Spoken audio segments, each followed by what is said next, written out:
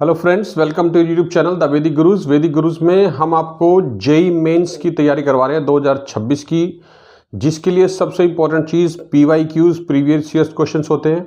तो उसके लिए हम आपको जेई मेंस 2025 का जनवरी का जो पेपर हुआ था सभी शिफ्ट्स में, वो चैप्टर वाइज सॉल्व करा रहे हैं। बाइनोमियल थ्योरम हमारा चैप्टर चल रहा है। अभी 4 क्वेश्चन हम आपको करा चुके हैं, आज 5वां क्वेश्चन डिस्कस करेंगे। वीडियो शुरू करने से पहले हमारा चैनल द वैदिक गुरुज अगर आपने अभी तक सब्सक्राइब नहीं किया अभी कर लें। वीडियो को लाइक जरूर करें, शेयर करें और पूरा देखें, बड़ा मजा आने वाला है। बड़े ही आसान और इंटरेस्टिंग कॉन्सेप्ट के साथ, तरीके के साथ हम आपको क्वेश्चन कराएंगे। आइए देखते हैं 5th क्वेश्चन क्या है हमारा आज का।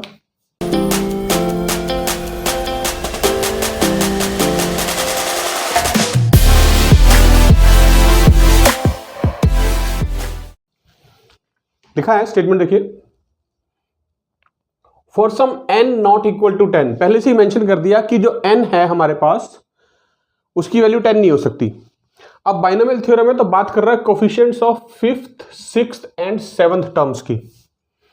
5th, 6th और 7th टर्म्स हैं इस बाइनोमियल एक्सपेंशन के 1 plus x raise to power n plus 4 के, and they are in AP. अब देखिए, दो कॉन्सेप्ट यूज कर लिए, बाइनोमियल थ्योरम का क्वेश्चन है और सीक्वेंस सीरीज यूज कर लिया एपी। तो बड़ा अच्छा क्वेश्चन है। देखिए, 5th, 6th और 7th टर्म इस बाइनोमियल एक्सपेंशन की एपी में है, ये गिवन है। हमें क्या बताना है? Largest coefficient in the expansion of, यानी n की जो भी वैल्यू आएगी वो यहां पुट करेंगे इसकी हेल्प से, एपी की हेल्प से सॉल्व करके। तो 1 प्लस एक्स की जो भी पावर यहां बनेगी उसका लार्जेस्ट कोफिशिएंट हमें बताना है।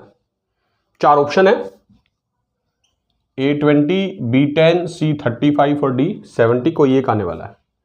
तो देखिए, सबसे पहले जो हमारे पास एक्सपेंशन है वो मैं लिख रहा हूं यहां पर 1 plus x raise to power n plus 4। हमें इसकी 5th, 6th और 7th टर्म्स लिखनी है, कोफिशिएंट्स लिखने हैं। सबसे इंपॉर्टेंट बात कोफिशिएंट। तो जैसे आपको पता है जो जनरल टर्म होती है मेरे पास, उसका अगर कोफिशिएंट मुझे TR+1 लिखना है तो वो क्या होता है? NCR A raise to power n minus r B raise to power r। ये एक जनरल टर्म का फॉर्मूला है बाइनोमियल थ्योरम में। मतलब जैसे मुझे अब 5th टर्म का कोफिशिएंट लिखना है तो ये तो कोफिशिएंट बनेगा, ठीक है, और ये A और B रहेंगे। R+1 है तो मुझे, अगर मैं 5th टर्म का निकालना चाहता हूं तो मुझे क्या करना पड़ेगा? यहां पर R के प्लेस पे 4 रखना पड़ेगा, तो मेरा कोफिशिएंट NC4 बन जाएगा। सिमिलरली 6th टर्म का कोफिशिएंट, ये मेरी 5th टर्म हो गई है ना। 6th टर्म का कोफिशिएंट वो अगेन उससे कम NC5 और 7th टर्म का NC6। तो यही बन जाएगा यहां पर देखिए। और ये एक्सपेंशन है, मुझे 1 प्लस एक्स की पावर n प्लस 4 लेना है।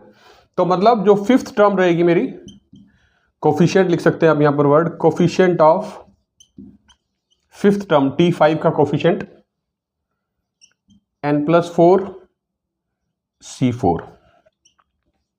फिर हम लिख देंगे coefficient of 6th term T6 का n प्लस 4 C5।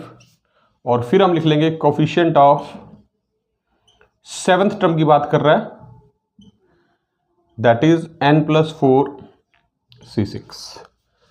तो मेरे पास 3 कोफिशिएंट आ गए। n plus 4 C4 5th term का कोफिशिएंट है, n plus 4 C5 6th term का कोफिशिएंट है, और n plus 4 C6 7th term का कोफिशिएंट है। ये तीनों कोफिशिएंट एपी में है। एपी की बात कर रहे हैं आप। एपी का मतलब क्या होता है? 2b is equal to a plus C. अगर 3 नंबर ए बी सी में है तो एपी की कंडीशन है 2 times of the middle term is equal to sum of first and third. तो ये मेरी फर्स्ट है T5, ये थर्ड है, इनका सम लेना है मुझे। मतलब मैं लिख सकता हूं यहां पर n plus 4 C4 plus n plus 4 C6 is equal to 2 times the middle term. ये मिडिल टर्म है n प्लस 4 C5। ये हो गई एपी में लिख दिया जी हमने, सेटिस्फाई हो गई एपी की कंडीशन। अब इस एक्सप्रेशन को हमें सॉल्व करना है।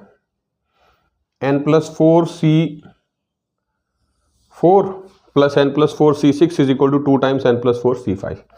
यहां तक तो इसमें तो यूज था हमारा एपी का, यानी सीक्वेंस सीरीज का। अब बाइनोमियल थ्योरम का यूज करेंगे, इस एक्सप्रेशन को सॉल्व करना है। तो एक बड़ा इंपॉर्टेंट फॉर्मूला है बाइनोमियल थ्योरम का, very important formula, very very important लिख रहा हूं मैं उसको। आपको पता होना चाहिए, वो नहीं पता तो याद कर लीजिए, नोट कर लीजिए। लिख रहा हूं कि अगर NCR और NCR+1 को हम प्लस करें, NCR और प्लस NCR+1 यानी दो कंसेक्यूटिव टर्म्स हो गई, तो जो दोनों का सम है that can be equal to N+1 CR+1। तो जो दोनों का सम है उनका कोफिशिएंट क्या बनेगा, N+1 CR+1। इसमें एक ऐड हो जाता है और इसमें लार्जेस्ट टर्म आ जाती है। तो ये कॉन्सेप्ट हमने अब यहां यूज करना है। कैसे यूज होगा देखिए, ये है C4, ये है C6, मुझे यूज बनाना है R+1, यानी अगर ये 4 है तो ये 5 होना चाहिए, मतलब ये 4 है तो यहां 5 होना चाहिए C5, और 6 है तो C7 होना चाहिए या 5 होना चाहिए। तो क्या कर रहे हैं, C5 ऐड कर रहे हैं पहले, तो यहां लिख देंगे आप adding N+4 C5 on both sides, ताकि मैं ये फॉर्मूला यूज कर पाऊं, क्योंकि वरना इस एक्सप्रेशन को सॉल्व करना बहुत मुश्किल हो जाएगा। तो ये बनेगा N+4 C4 plus N+4 C5। देखिए ऐड हो गया, बोथ साइड से दोनों तरफ ऐड करना है मतलब, तो इधर भी एक ऐड होगा, वो बाद में लिख देंगे। तो ये तो देखिए कंसेक्यूटिव हो गए 4 और 5, तो ये फॉर्मूला अप्लाई हो जाएगा। बचा ये 6, इसमें नहीं होगा, तो इसमें क्या करेंगे, इसमें भी एक बार और ऐड कर देते हैं, 2 बार ऐड कर लेंगे हम, मतलब मैं एक बार और लिख देता हूं N+4 C5 plus N+4 C6, 2 बार ऐड कर दिया। देखिए मैंने लेफ्ट साइड में N+4 C5, ताकि ये C4 C5 बन गए, और यहां सेकंड टर्म में N+4 C5, ताकि ये C5 और C6 बन गए। अब राइट साइड की बात करेंगे, लेफ्ट साइड में मैंने 2 बार ऐड किया, तो राइट साइड में भी 2 बार ऐड करना पड़ेगा, क्योंकि ताकि कैंसिल हो जाए। तो 2 टाइम्स ऑफ N+4 C5 पहले से है, 2 टाइम्स और ऐड कर दिया N+4 C5। ये सबसे इंपॉर्टेंट स्टेप है इसका क्वेश्चन का, जो हमें नोट करना था, और जो जिस स्टेप की वजह से ये क्वेश्चन जो है इतना इंपॉर्टेंट बना। अब इस फर्स्ट ब्रैकेट में ये कॉन्सेप्ट यूज करना है, NCR plus NCR+1 is equal to N+1 CR+1। तो ये हो जाएगा N+4, तो पहले से एक ऐड करना है इसके अंदर, ये नहीं हो जाएगा N+5 C4 C5 में लार्जेस्ट क्या है C5 प्लस, ऐसे ही यहां पर इस ब्रैकेट में यही वाला कॉन्सेप्ट सेम, तो हो जाएगा N+5 4 से, और C5 C6 में से लार्जेस्ट जो है वो C6। ये हो गया। अब अगर ध्यान से देखें तो ये इस ब्रैकेट में फिर से यही फॉर्मूला यूज हो सकता है, फिर से यही कॉन्सेप्ट बन गया NCR N+1 C5 और N+5 C6 में। तो ये हो जाएगा, एक बार फिर से लिख देते हैं, यहां लिखता हूं, इसी के नीचे लिख देते हैं N+5+1 एक ऐड हो जाएगा ना, तो N+6 हो जाएगा, और C6 हो गया। ये इज इक्वल टू का मतलब मेरी राइट साइड सेम रहने वाली है, ये 2 टाइम्स N+4 C5 है, ये भी 2 टाइम्स N+4 C5 है, ऐड हो जाएंगे दोनों, 4 टाइम्स हो जाएगा, 4 टाइम्स N+4 C5, तो ये सेम रहेगा 4 टाइम्स। अब इसको सॉल्व करना है मुझे एक्सप्रेशन को, तो मैं देखिए एक्सप्रेशन यहां दोबारा लिख रहा हूं, N+6 C6 is equal to N+4 C5 और इंटू में 4 टाइम्स तो है ही है। तो अब NCR का फॉर्मूला लगा दो, सिंपल आपको आता है, तो वो क्या है देखिए, ये लिखा जाएगा N+6 फैक्टोरियल अपॉन 6 फैक्टोरियल, और ये दोनों का माइनस करेंगे, N+6 माइनस 6 सिर्फ N फैक्टोरियल रह जाएगा। यहां पर ये होगा N+4 फैक्टोरियल 5 फैक्टोरियल, और ये माइनस हो जाएगा N+4 माइनस 5, यानी ये N-1 फैक्टोरियल बच जाएगा। अब इसको एक्सपेंड कर सकते हैं हम, ये जो N+6 फैक्टोरियल है इसको लिख सकता हूं मैं N+6 N+5 और N+4 फैक्टोरियल डिवाइडेड बाय, यहाँ 6 फैक्टोरियल है, इसको भी एक स्टेप और एक्सपेंड कर दीजिए, 6 × 5 फैक्टोरियल। जो ये n फैक्टोरियल है इसको भी एक स्टेप एक्सपेंड कर देंगे, n × n-1 factorial. Left side को N+6 लिख दिया, N+6 N+5 N+4, 6 फैक्टोरियल को लिख दिया 6 × 5, और n को लिख दिया n-1 is equal to, right side same रख दो, कोई फर्क नहीं पड़ता, N+4 factorial divide by 5 factorial n-1 factorial. कुछ कट रहा है देखिए, 5 फैक्टोरियल से 5 फैक्टोरियल कट गया, n-1 से n-1 कट गया, N+4 से N+4 कट गया।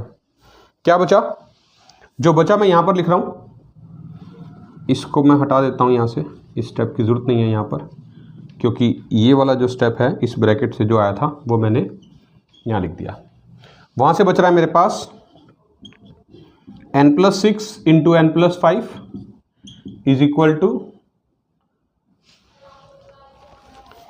यहाँ पर इंटू 4 भी है, डोंट फॉरगेट टू राइट। तो ये 6 इस 4 से मल्टीप्लाई होके 24, और यहाँ से n भी बचा एक, वो भी ऊपर चला जाएगा, 24n बच जाएगा।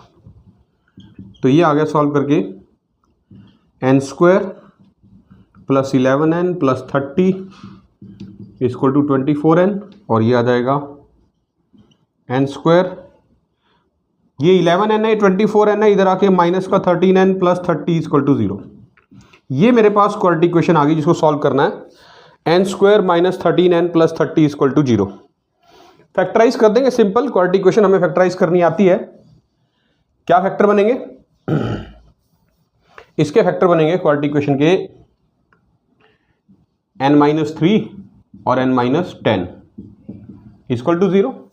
मतलब दो वैल्यूज आने वाली हैं n की, एक 3 और एक 10। दो वैल्यूज आ गई n की, जहां मुझे पुट करनी है 1 + x raise to power n+4 में। अब दोनों में से कोई एक रिजेक्ट होगी। कौन सी रिजेक्ट होगी? ये स्टेटमेंट में दे रखी है n is not equal to 10, 10 नहीं हो सकता, मतलब ये रिजेक्टेड। तो मतलब मुझे ये जो एक्सप्रेशन है 1 + x raise to power n+4, यहां पर अब n की जगह 3 पुट करना है, तो ये बन जाएगा 1 + x raise to power 3 + 4 which is equal to 1 + x raise to power 7। 7 बन गया भाई। इस एक्सप्रेशन की अब क्या बतानी है? Largest term, largest coefficient in the expansion. इसके एक्सपेंशन में 1 + x रेज़ टू पावर 7 के एक्सपेंशन में लार्जेस्ट कोफिशिएंट क्या बनेगा? लार्जेस्ट कोफिशिएंट हमेशा याद रखना, मिडिल टर्म का जो कोफिशिएंट होता है ना वो लार्जेस्ट होता है। जो मिडिल टर्म का कोफिशिएंट होता है दैट इज द लार्जेस्ट। तो यहां लिख देंगे आप the coefficient of middle term is always largest। तो मिडिल टर्म का कोफिशिएंट, अब ये कौन सी पावर है? 1 + x raise to power 7, 1 + x raise to power 7। तो आपको पता है एक्सपेंशन में जितनी पावर होती है उससे एक एक्स्ट्रा नंबर ऑफ टर्म्स होती है। यहां पावर 7 है तो 8 टर्म्स आएंगी। जब नंबर ऑफ टर्म्स 8 होंगी, नंबर ऑफ टर्म्स कितनी होंगी? 8, तो मिडिल टर्म 2 आएंगी, थर्ड और फोर्थ और फिफ्थ, यानी 7 n की वैल्यू 7 है, 7c4 और 7c3, ये दो मिडिल टर्म होंगी। और जब दो मिडिल टर्म है तो दोनों का कोफिशिएंट हम कह रहे हैं लार्जेस्ट है, तो मतलब वो सेम भी होगा। तो दोनों का कोफिशिएंट सेम होगा, मुझे सिर्फ 7c4 या 7c3 की वैल्यू लिखनी है। तो 7c4 देखिए लिख लीजिए आप, 7 फैक्टोरियल 4 फैक्टोरियल इंटू 3 फैक्टोरियल, तो 7 into 6 into 5 into 4 factorial upon 4 factorial into 3 into 2, 3 factorial 6 होता है, ये कट गया, 6 से 6 कट गया, कितना आ गया? 35। तो हमारा जो लार्जेस्ट कोफिशिएंट पूछा गया था वो हो गया ऑप्शन सी, दैट इज 35। तो आपने ध्यान रखना है, दो छोटे छोटे कॉन्सेप्ट यूज हुए हैं जो बहुत इंपॉर्टेंट थे बाइनोमियल थ्योरम के हिसाब से। पहला NCR plus NCR plus 1 is equal to n+1 CR plus 1 होता है, और दूसरा जो सबसे इंपॉर्टेंट बात थी कि लार्जेस्ट कोफिशिएंट किसी भी बाइनोमियल एक्सपेंशन में उसकी मिडिल टर्म का होता है। ऐसी ही छोटी छोटी बातें आपको याद रखनी है और कॉन्सेप्ट्स को अपने माइंड में स्टेबल करना है, क्योंकि यही आपकी सक्सेस का मेन रीज़न बनने वाले हैं जेईई मेंस 2026 के एग्ज़ाम में। ऐसे ही नए नए कॉन्सेप्ट्स और मज़ेदार ट्रिक्स सीखने के लिए हमारे साथ जुड़े रहिए वैदिक गुरुज के साथ। बहुत जल्द फिर मिलेंगे नेक्स्ट क्वेश्चन के साथ बाइनोमियल थ्योरम के। Till then enjoy learning mathematics, will meet you very soon. Thank you.